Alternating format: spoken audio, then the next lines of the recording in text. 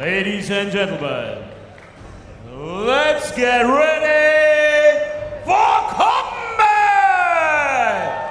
Fighting out of the blue corner, this man is a professional Muay Thai fighter that has transitioned into MMA over the last 4 years. He stands at 166 centimeters tall and weighs in at 62.4 kilograms. He has a professional MMA record of 5 wins and 3 losses. From the USA and representing MVP Gym, it's Ben Nguyen!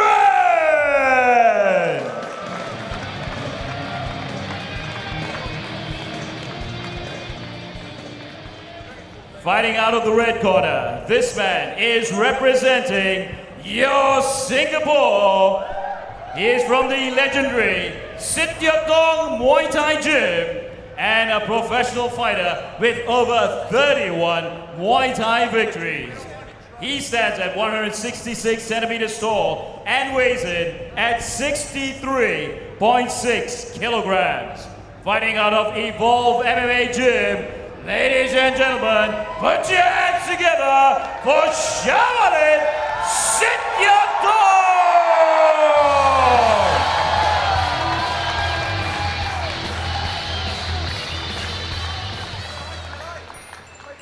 Martial Combat 7, the first bout of the evening.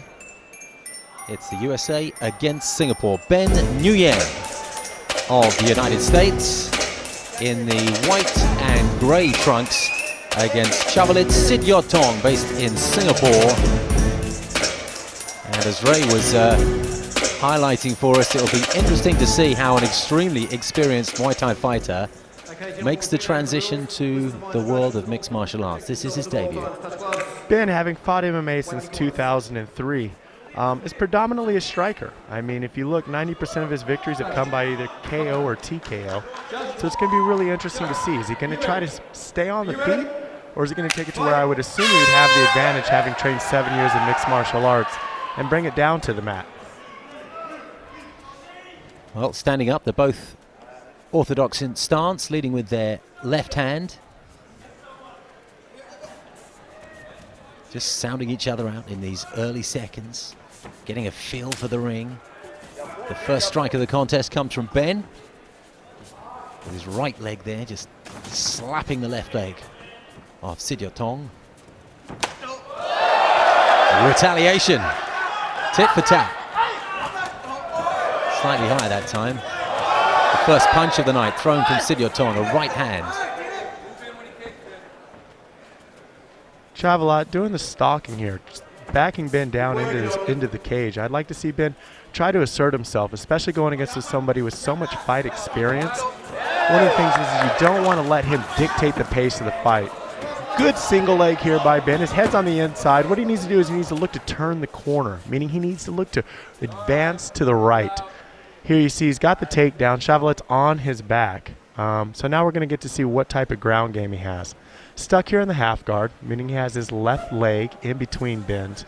But it's a loose half guard. He's controlling the head, and what he really needs to do is he needs to use that right arm and start looking for the underhook. That choke isn't really doing much. Ben frees himself there clearly.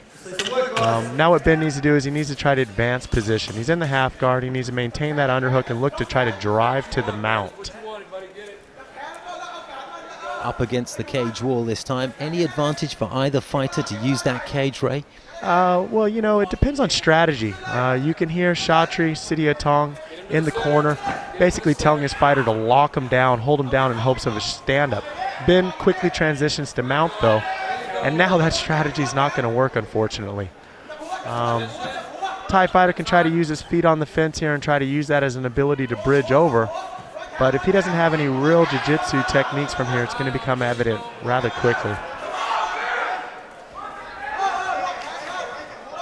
He's got an overhook on the arm, which is breaking down the posture a bit, making those strikes a lot less effective, but he's still mounted. And obviously, whenever I've got mount, I'm running down those elbows, I'm running down those hammer fists, and there's not much I can do to escape the position. And there they come, the right and left hands. These will be point scoring. Ben's looking to flurry here, hoping maybe that the ref will stop the fight. I mean, if the fighter stops intelligently defending themselves, meaning all they're doing is covering up, at that point is when the referee will stop the fight. Obviously, at any point in time, if the fighter feels like they've taken too much damage, they still have the option of tapping out. 3 taps on the side of the mat or on the fighter that they're competing against signifies, I would like to give up. Same thing as in boxing when somebody throws the towel into the ring. Big difference from boxing is you're not only seeing fists making contact here, but elbows as well, particularly brutal. And when Sityodtong gets up from this position, it'll be interesting to see what his face looks like. Ben doing a good job of maintaining position. He's not really looking for any submissions here. He had a soft armbar attempt, but for the most part, he's just maintaining control. This is an easy round to score. If he stays here, you know, this makes it an easy 10-9 round, maybe in some judges' eyes a 10-8. I wouldn't quite go that far, but if it's a dominant round for either one of the fighters, then obviously the score could be a 10-8. Yeah, you were educating me earlier, Ray, about how it's so difficult not to score a round in your favor if you're in this dominant position for any material length of time. And certainly Ben has dominated in that upright position. And there's plenty of punches and elbows going in there. Shavlit Sityodtong has taken quite a bit of punishment in the last 90 seconds. And there is a turnaround. Ben transitioning to the armbar though. He's doing a good job of maintaining. He's trying to extend that arm, and the Thai fighter showing great toughness with being able to roll out of the position, back up to his feet with exciting delight from the crowd's cheers. Follows up with a good kick, but I can see that Sityodtong is cut. It looks like it's right between the eyes there.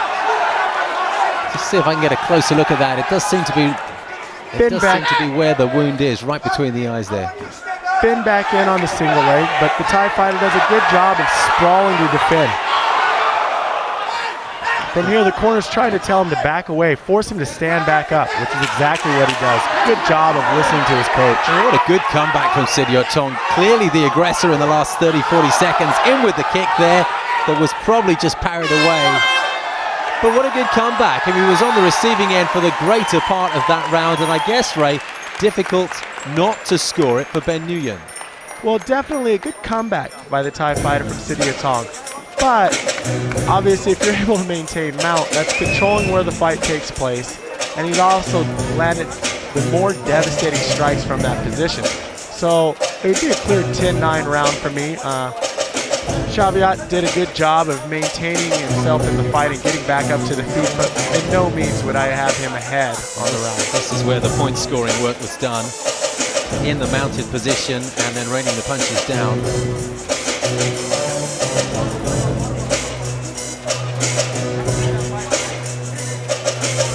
Ben Nguyen taking a sip of water from the bucket there. You think they could find him a cup. There's a bit of disorganization going on in the Sityodtong corner. Sorry, in the Nguyen corner. They've spilt a bucket of ice on the canvas. They've got their fighter drinking from the bucket.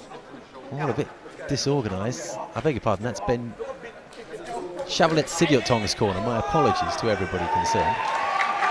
And the corner having to tidy up the ice there. Obviously, we don't want any ice on the canvas. That could be quite lethal for the fighters. Now with round 2 about to begin, as I said, I would expect Shavlit to come out a bit more aggressive. Now he's got that first round jitters out of the way. As this has been his first MMA fight, I'm sure he was a bit nervous. But with all the experience that he has from Muay Thai, I would expect for him to come out in round 2 a lot more aggressive, looking to finish the fight on the feet. George Shaw having to do a little bit of extra work. Wouldn't usually be expected to clean up after the corner men, but had to do a good caretaker job there. And we're underway in round 2. Now, I wouldn't expect to see Ben standing too long here. I'd like to see him with a quick flurry on the feet, straight into that single leg. He's found success. 2 out of 2 of his takedown attempts have been completed. So go back to what's working. Don't try to fix it. Let's see if we can get you an update on the state of that cut. Overhand right, forehead. Overhand right into the double leg. Clean transition. That's exactly what I was talking about. Don't waste your time on the feet. He's looking to pass to half guard, maybe even into mount if he can. He's got that control of the leg. He's trying to pass that leg underneath his body. If Ben's able to do that, that'll give him an advantageous position.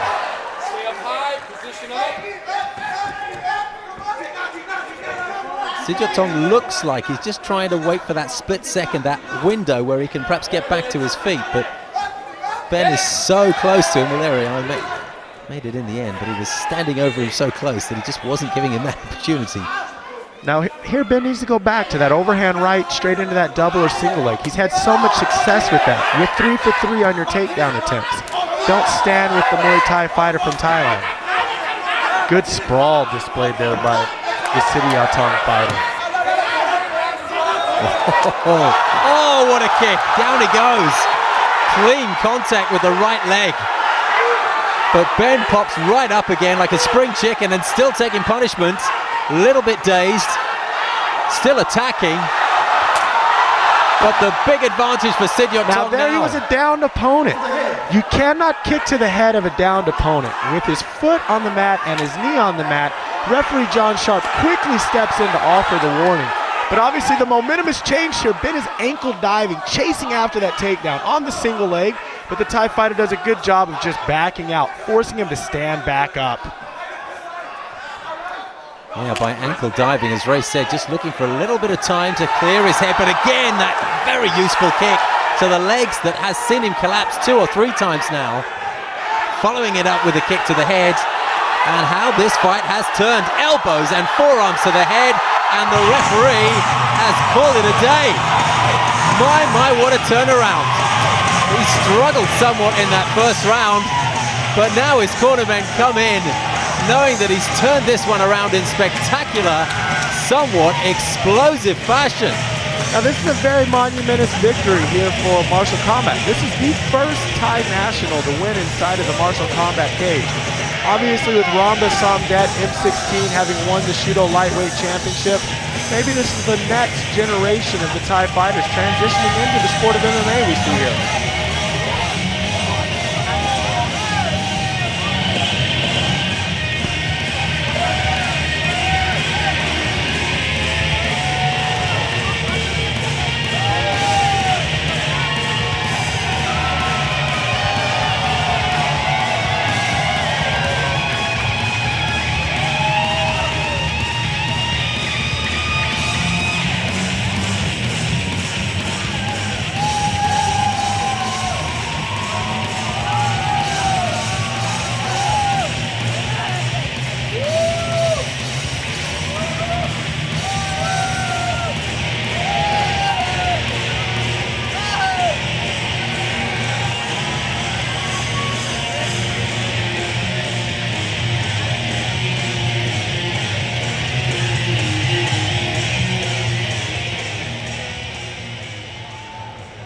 Ladies and gentlemen, with 2 minutes and 40 seconds remaining in round number 2, your winner by way of TKO referee stoppage due to strikes, the winner in the red corner, Shaolin Sityodtong!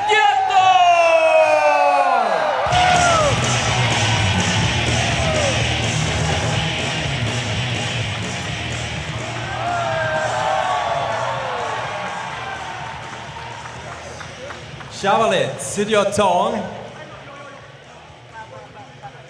Just getting dressed here. There's an awful lot of garments that need to be put on. Perhaps we could have a chat with you. Your debut. You must be pretty pleased. We're happy. Yeah. First time I fight, first time we're happy. Muay Thai, you've had well over 40 contests. This was your debut in mixed martial arts. Which do you prefer? I like Muay Thai, but I like Muay Thai. Oh, okay, good. Different style. Muay Thai, different. Very different, but it didn't seem a problem for you to adapt. Very entertaining start to the evening. Many congratulations. Well done.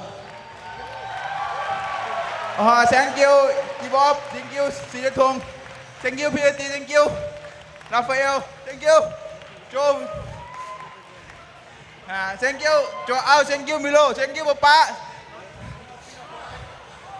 Thank you, member Singapore. I love. Member Singapore. I love Singapore.